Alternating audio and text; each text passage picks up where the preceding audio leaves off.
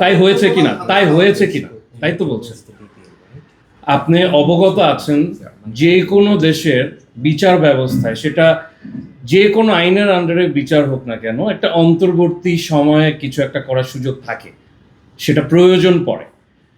আমি আপনাকে এক্সাম্পল দিই, যেমন 5ই আগস্টের পরে অনেক কেস ফাইল হয়েছে, বিকজ অনেক রকমের এই মানে ঘটনা ঘটেছে, অনেক মার্ডার হয়েছে, অনেক কিছু হয়েছে।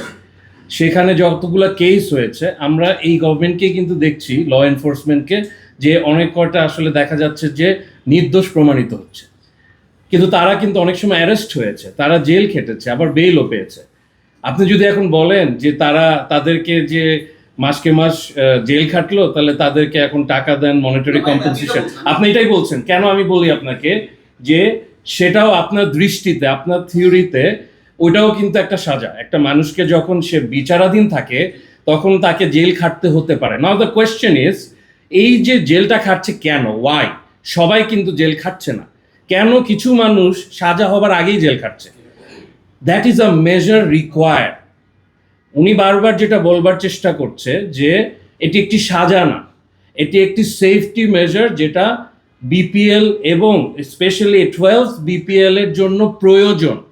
কেন প্রয়োজন? আপনার আরেকটা কোয়েশ্চেন থাকতে পারে, যেটা আমাদের কোর্টেও এটা কথা উঠেছিল জজ সাহেবদের সামনে। সেটা হলো যে কেন এইটা প্রয়োজন পড়লো, কিসের ভিত্তিতে?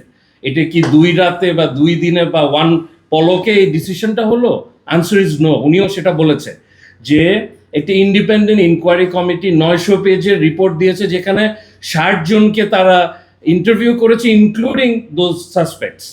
সেটাতে আরো অনেক এভিডেন্স সহ যখন ইন্টিগ্রিটি ইউনিটের প্রধানের কাছে দেয়া হলো, তখনই কিন্তু সিদ্ধান্ত হয়নি।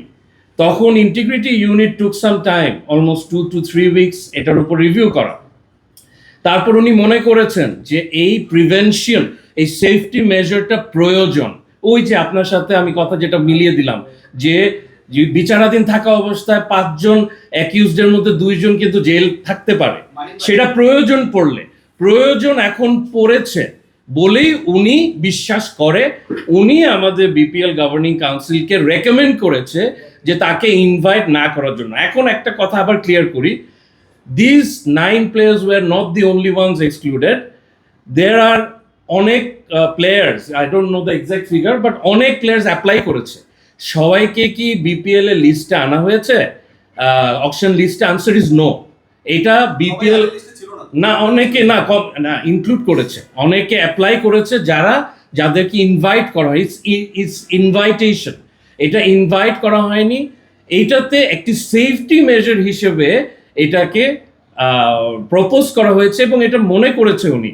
আর ওনার রেকমেন্ডেশন অনুযায়ী আমরা ডিসইনভাইট করেছি। বাট আমরা একটা জিনিস ক্লিয়ারলি বলে দিয়েছি from BCB and BPL governing council, যে তাদেরকে ব্যান করা হয়নি from any other format of cricket. That's your answer.